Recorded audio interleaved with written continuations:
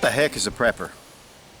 It's a question I get every so often from people who just stumble across my channel. Maybe they're into a certain kind of gun or looking at a flashlight and just start looking at some of the videos that we do. What is a prepper? I think it's easier to say what a prepper is not. You know, we try to stereotype, we try to label groups nowadays. We try to label them, we try to say this is what they are, this is who they are. We want to identify them. But, you know, trying to identify the prepper community is trying to identify people that just enjoy jazz.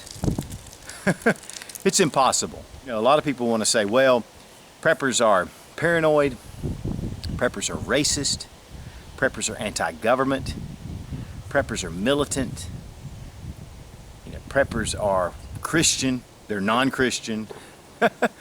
There's any kind of label that you want to put on there. Now, I'll tell you first off, there are those who are all of those things. Just like there is in any group. Prepper is just preparing for your family, to trying to be more self-reliant. And really, to be honest with you, self-reliance is really the key. As many identities as a prepper has, there are so many levels that people prepare in. You know, there are the basics, which are hurricane or storms. I mean, if you just look at some of the things that have been going on around us with tornadoes, earthquakes, blizzards, fires in the Midwest, then you have man-made things which could happen. I mean, a chemical spill could happen around your house and you need to get out of your house immediately. Are you prepared? Are you ready? You know, it really makes sense to have some things put together that if you have to leave your house, that you'll have the basics that you need. Different levels of preparation and those, the preppers. I would say that someone that's preparing for a storm would have a 72-hour plan. That means they have enough food and water to survive and to last for 72 hours. And really, in fact, it was in Soldier of Fortune a few years ago. It said that if you can live through the first 72 hours of any crisis, that your chances of survival are greatly increased. But now there are many, though, that go on beyond that. And they say, you know what, a month is good. You know, we've seen extended periods in Katrina, which that is even still a mess down there today, and it's been years. You can see what's going on in Japan with the nuclear meltdown and the earthquakes. I mean, what a disaster that has been.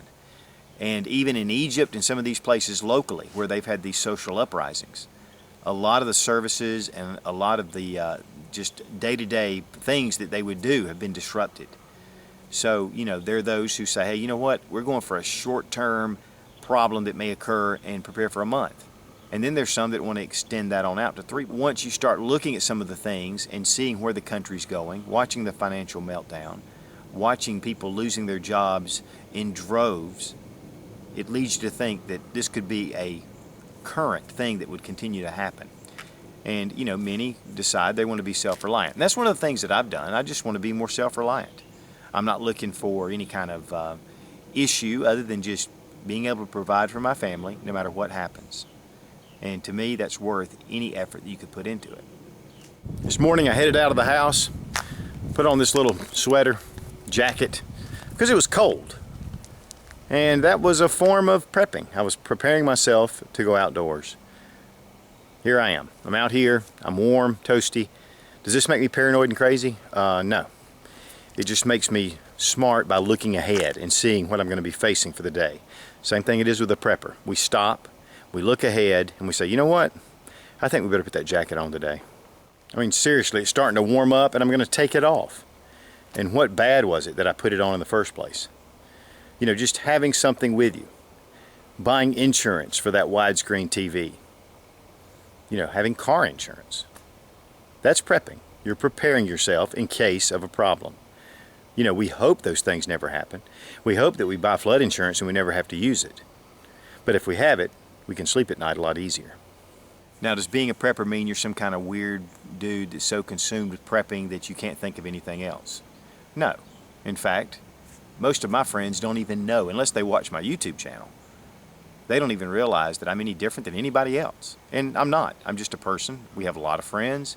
Most of our friends are not preppers. They're just good friends, and we have good times, and we enjoy it. We were over at some friend's house last night, just having a good time, enjoying the ball game, just hanging out. Did we talk about prepping? No. Did I think about prepping? Probably not.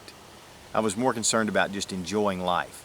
And life is to be enjoyed. In fact, that's what we're trying to do, is to sustain our life in case there's a problem. But otherwise, it's just to live life and enjoy it. Do we drive nice cars? Yes. Do we live in a nice house? Yes. I mean, do we have property? Yes. And we continue to do those things and we enjoy it. But in a bad situation, we want to be prepared for the other as well. One of the things that I see that's very dangerous is beginning to start a class division. Those that have a lot and those of us who don't. And starting to look at those that are wealthy, that have done well for themselves, as being the enemy.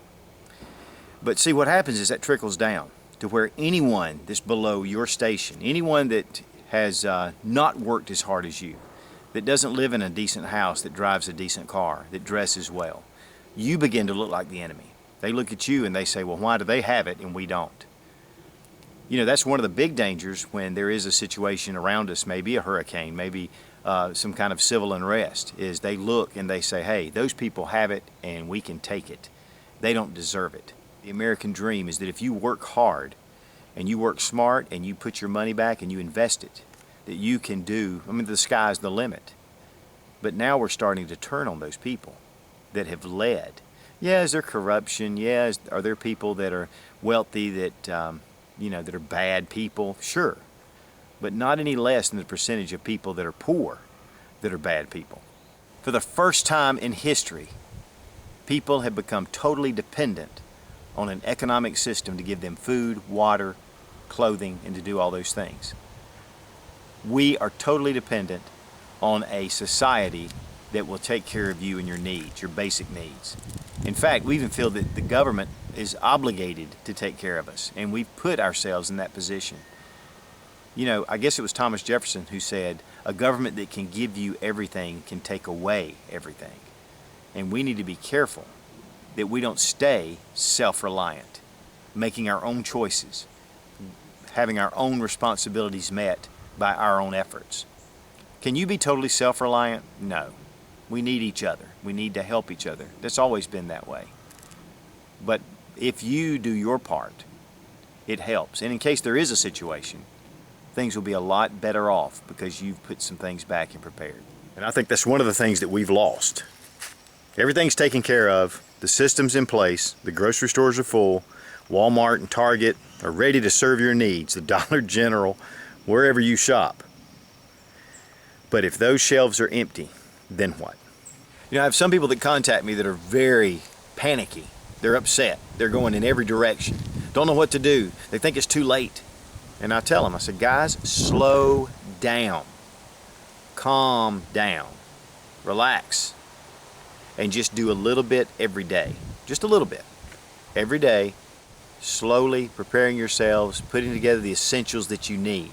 And then from there, you can build you a base, find a level of peace, and then move from there. There's so much information out there on the web. There's so many different blogs that you can go to and learn so much information. And you just need to take it one step at a time. You know, I think one of the things that's been greatly lost is being in touch with nature. It's one of the things that I've really tried to get back to. Enjoying the outdoors, enjoying wildlife, the birds, the deer that we have around here, the squirrels, all the different wildlife that are just in our area. Somewhere down here, we even have some kind of bobcat or cougar that lives right in our area. In fact, it's been on our property a few times. But you know, they're preppers. They're preparing themselves slowly but surely. Not in haste, but just every day. You know, more and more people are looking into being a little more self-reliant. Being a sensible prepper is just a smart thing to do. And as always, thanks for watching. Please subscribe for more fun gun reviews and sensible survival. God bless America. Long live the Republic.